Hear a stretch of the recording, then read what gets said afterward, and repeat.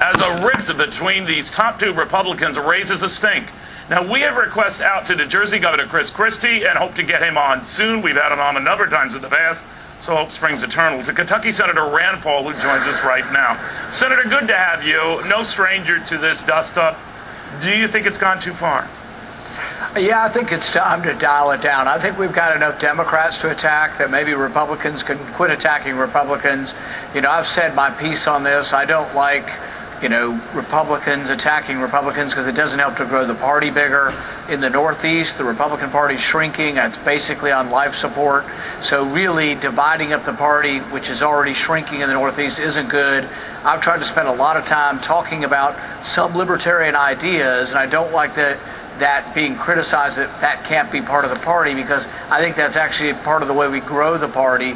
And I will continue to talk about privacy, about foreign aid, sending money to countries that are burning our flag, and that may not be popular with all Republicans in Washington, but it's very popular with Republicans out across the country. But are you worried that it could be backfiring, Senator? By that I mean there's a move afoot to sort of disinvite you from a funding gathering, I believe, in New York next month. It doesn't appear to be going anywhere, but a number of New York related Republicans, including those who were pushing for Sandy aid, the same aid that you would refer to as part of a gimme mentality, are angry at you. Well, some of this, Neil, comes from people who aren't really fully discussing the issue. I actually did support Sandy funding. I supported doing it 1 year at a time and paying for it by taking money from money that we're sending overseas in foreign aid. I was objecting to spending 4 years' worth all at once without sufficient oversight, without offsetting the cost by cutting elsewhere. So I was never against the funding. I was just against doing the funding without offsetting it with spending cuts. Senator, rifts come in both parties, but this one seems to be particularly pronounced, and one may be preceded by John McCain and your run-ins with him in the past. And he told the New Republic when asked whether he would support you if you were the party's nominee in 2016 over Hillary Clinton, he said, it's going to be a tough choice. What do you make of that?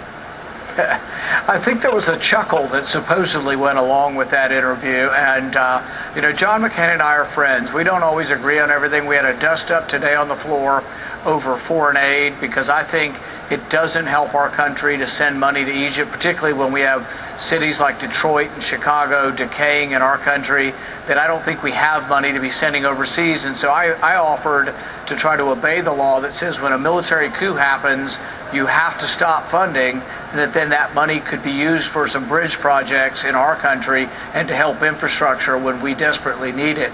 And so we have a disagreement on that.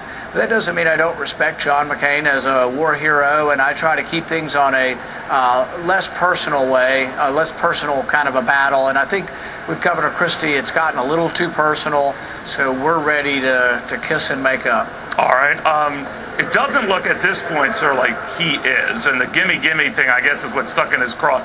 This was yesterday, and you've responded in a way to this since, but I do want you to hear the full comment from Governor Christie from yesterday and your response to it. Governor Christie.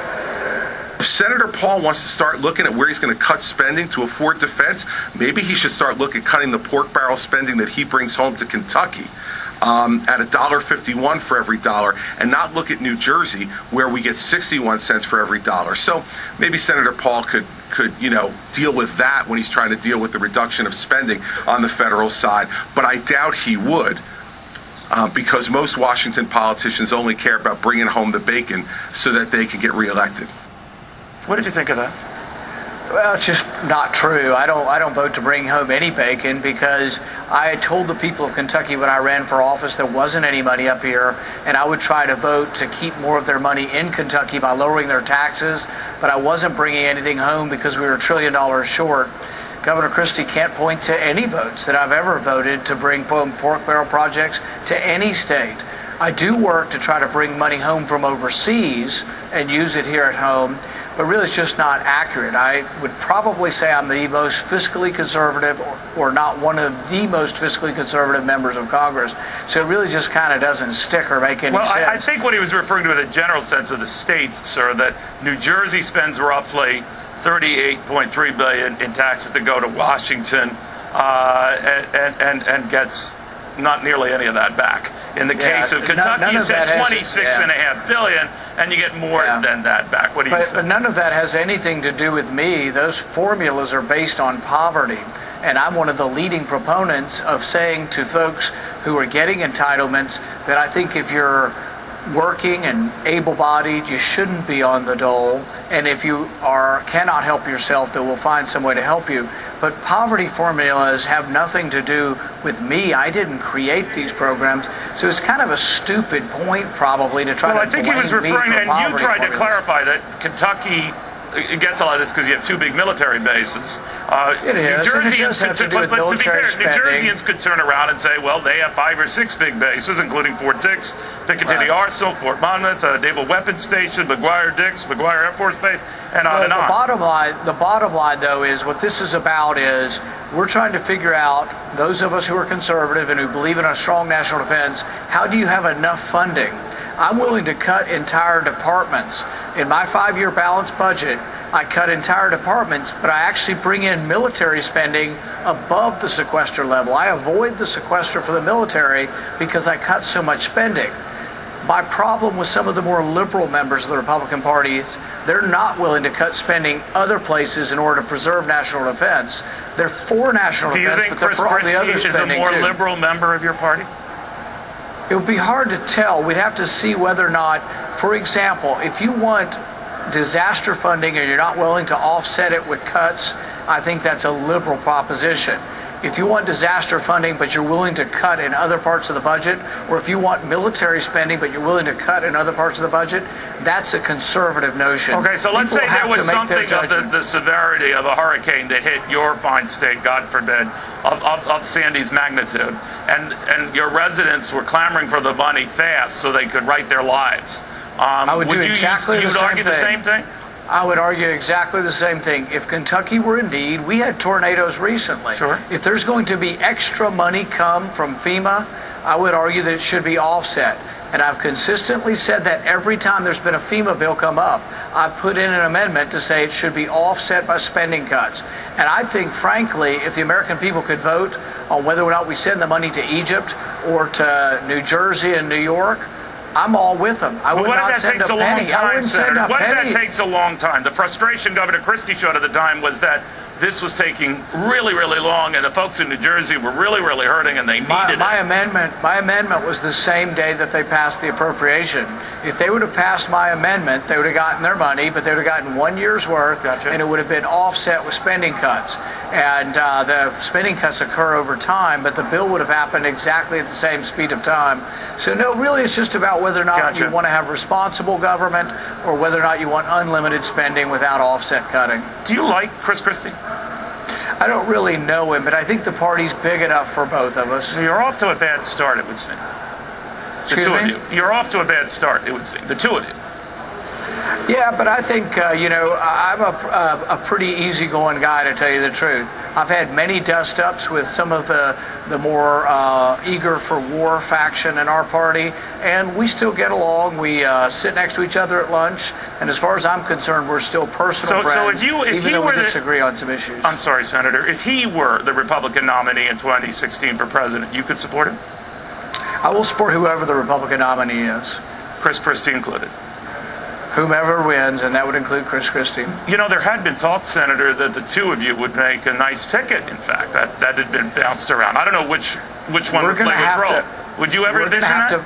We're going to have to patch things up. If we can sit down, I'm inviting him for a beer. Anytime he would like to come down and sit down at the pub right around the corner from the Senate. Have you heard anything on that invite? Excuse me? Have you heard anything on that invite? It hasn't been formalized. I just thought of it. So we'll formalize it and we'll put it in writing. But I think we could sit down and have a beer and mend things, and probably, at times people have said Chris Christie has some libertarian leanings. So it's actually a little ironic that we see him criticizing libertarians in the party or libertarian influences, because some libertarians actually had high hopes that he had some libertarian leanings. Well, I just think you think he just drew the line, and maybe because of 9/11, the experience that so many lost in his state, that he drew the line when it compromised our national security. and that, I don't that know. he put people's lives in danger, and he had to deal with a lot of the victims of those disasters. I don't know. I think it really has to do with a bigger, broader issue about whether or not we're going to be the party that protects the Fourth Amendment and protects privacy. I think we do need to be the party that protects privacy, internet freedom, and I think if we are, it'll help us grow the party. That sounds like so we may have a disagreement. Yeah, I think that's the least of it, Senator. You're closer to the fire than I am, but that seems like a very big philosophical battle being waged right now within the party. Do you agree? We'll see, but like I say, the offer to have a beer with Chris Christie stands. If he wants to break bread and see if we can find some common ground, I think it'll help the party to not have us feuding. So when you say break bread or have a beer, you're open to it being in Trenton as much as you are to it being in D.C.? We could always negotiate a middle ground like Philadelphia, maybe. Okay, real quickly, sir, while I've got you here, you're very concerned about pouring good money after bad in Egypt, and you say that the president has pushed it and already broken what is a recognized standard of giving money to countries when there's a military coup or an overthrow, whether justified or not, that the money stops. Where does that stand now? Well, we had a vote on my amendment today, and I informed both Republicans and Democrats that if they voted against my amendment, they were voting against the rule of law. The law is very explicit. It says if there is a military coup, all aid must end. But I also think the aid is actually counterproductive. I think it's dangerous to Israel because I think these tanks and weapons and planes could potentially be used by a crazy strongman that could arise in Egypt that could be used against Egypt.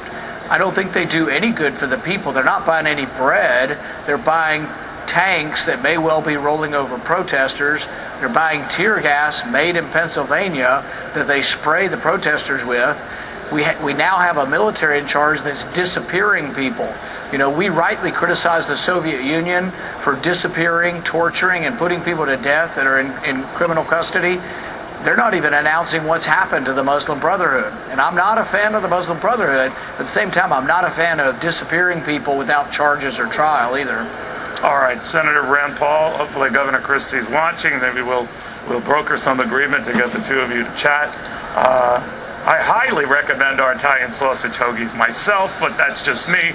We'll see how it goes. Senator, thank you.